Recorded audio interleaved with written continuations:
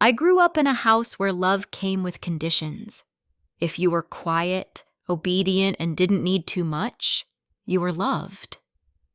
If you asked for attention, you were a burden. When I was 10, my mom married a man named Mark. He had a daughter a year older than me, with curls that looked like they belonged in shampoo commercials.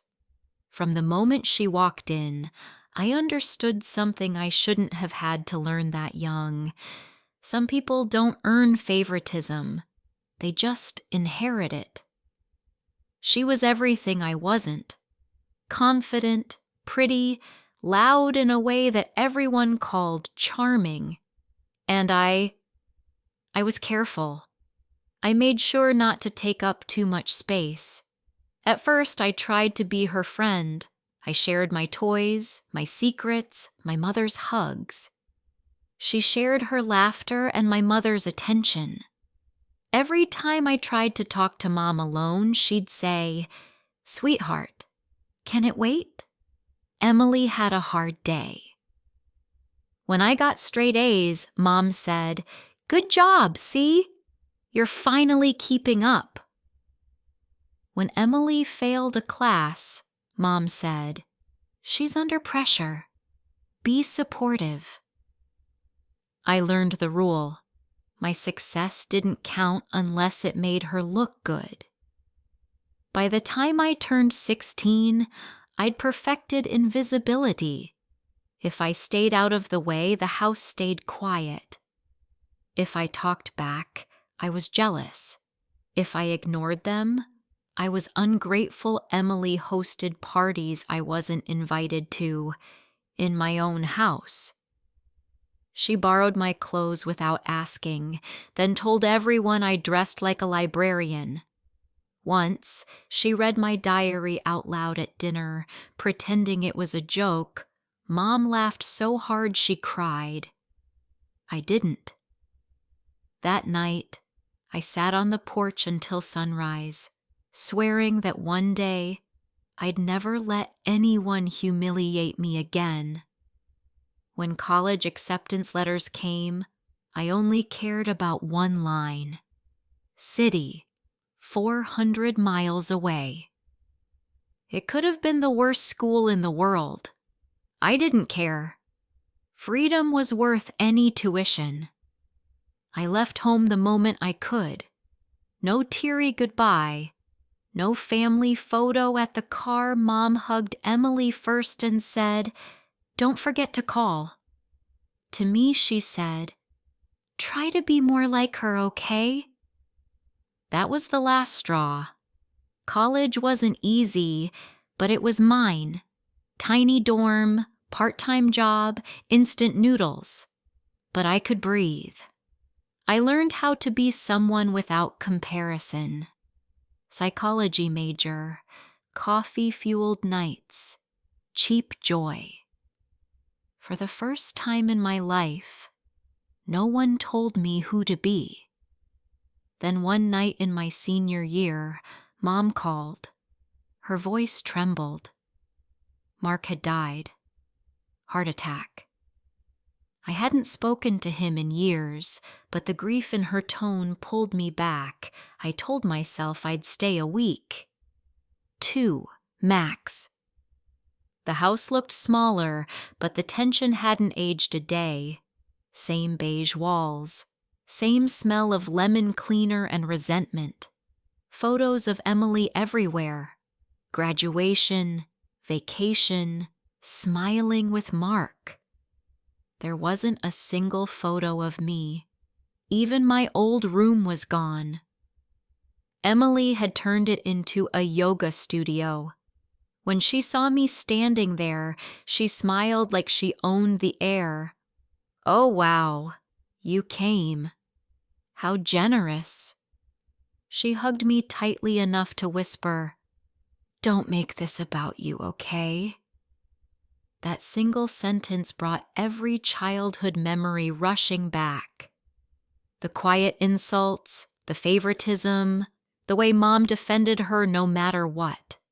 At the funeral, people kept saying how strong Emily was, how she held the family together.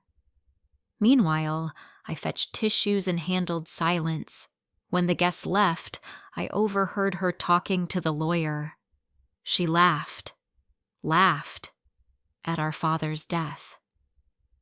That's when I realized she wasn't grieving.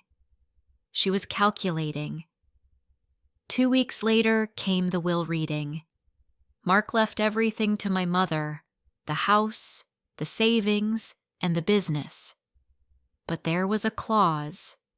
If Mom ever became incapacitated or passed away, everything went to her heir. And that name wasn't mine. I sat frozen as the lawyer read it out loud. Emily smirked, pretending to comfort me with a hand on my shoulder. Mom looked at the floor. No one said a word. I felt like the air had left the room. I wasn't angry about the money. I was angry about what it meant. I didn't exist in their story. That night I told Mom, "You made your choice." She didn't answer. So I packed my bag and left before sunrise. Years passed. I built a life, small, steady, independent. Therapy helped me see the patterns. I thought I'd moved on, but some betrayals don't fade. They ferment. They sit quietly until someone shakes the bottle. That shake came 5 years later. My phone buzzed. A text. "Hey, can we talk? It's about Mom." It was her. Apparently, Mom had suffered a mild stroke. She was recovering, but Emily was too busy running Mark's old company. She needed me to come back. I almost deleted the message. Then I remembered something my therapist once said. Sometimes closure looks like a second chance. So I went, not to help them, to help myself finally finish this story. When I arrived, Emily opened the door wearing designer heels and fake concern. "Thank God you're here," she said. "You'll handle Mom's daily stuff, meals, meds, cleaning. I'll take care of finances." She actually handed me a printed list, like I was her assistant. Mom was fragile, emotional. She cried when she saw me, whispered apologies between confused memories. She didn't remember the will. Maybe that was mercy. I didn't come for forgiveness. I came for the truth. And I found it faster than I expected. Emily lived like a queen, fancy dinners. New handbags every week. Mom's credit card funded it all. At first I thought she was just spoiled. Then I noticed patterns, large withdrawals right before company expenses. Phone calls she took in the garden where she thought I couldn't hear one night. I caught her printing fake invoices. Same letterhead as Mark's old business, which was supposed to be closed. The next morning I asked Mom casually, "When did you say Dad sold the business?" She blinked. "Oh, honey, years ago. Why?" That's when I knew. Emily was using Mom's identity to reopen Mark's company on paper, laundering money through it under Mom's name. Fraud, elder abuse. And the woman who once laughed at my pain didn't even bother to hide it. I didn't confront her. Not yet. Revenge tastes best when it's patient. I collected receipts, bank statements, screenshots of her transfers. I even recorded a few of her phone calls. Each night I added to the folder, feeling calmer than I'd ever felt before. Then I visited Mark's old lawyer, pretending I was just worried about Mom's estate. He agreed to review the finances for safety. A week later, he called, voice low. "Your sister is in serious trouble." music to my ears. Still, I waited another month. I wanted everything airtight. By the time I moved, I had enough evidence to bury her career permanently. One afternoon, when Mom felt stronger, I told her gently, "You need to update your documents. It'll protect your assets." She agreed, still trusting me the way I once trusted her. Together, with the lawyer, we restructured everything. All accounts, all property, all rights. Now safely under Mom's protection. With me as executor, Emily didn't find out until it was irreversible. A week later, she came home early, heels clicking like gunfire on the tile floor. She froze when she saw the lawyer's folder open beside me.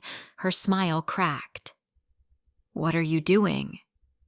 I said calmly. "Fixing what you broke." She laughed. Too high, too forced. "You can't do that. I'm in charge here." I handed her a second folder.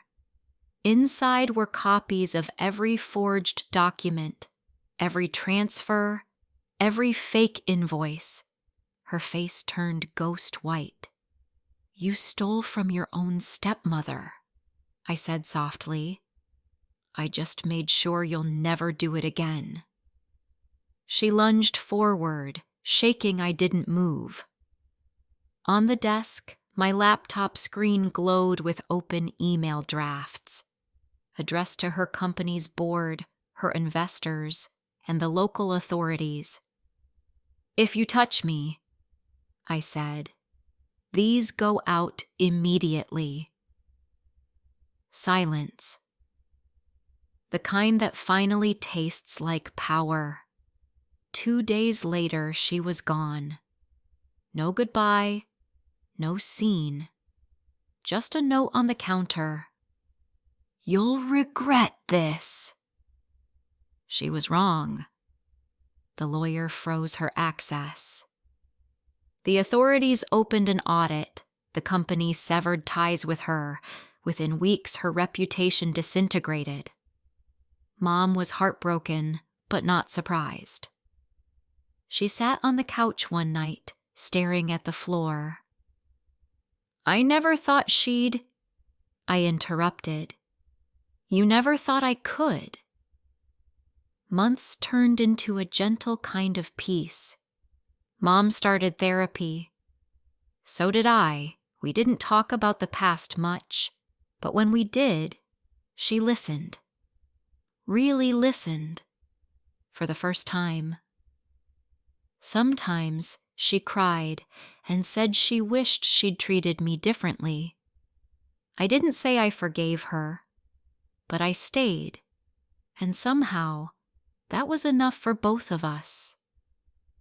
One evening, she reached over, held my hand, and whispered, "You were always the strong one, weren't you?"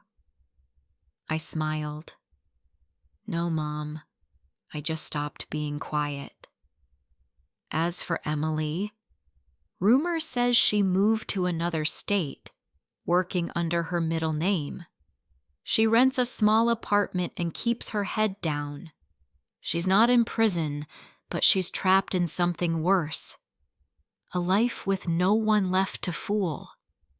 Sometimes I think about writing to her, but then I remember what peace feels like. Silence is the best reply to someone who once thrived on your pain.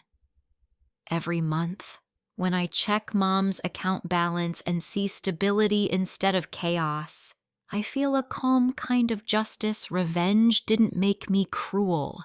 It made me whole. I didn't burn her world down. I just turned off the power and walked away.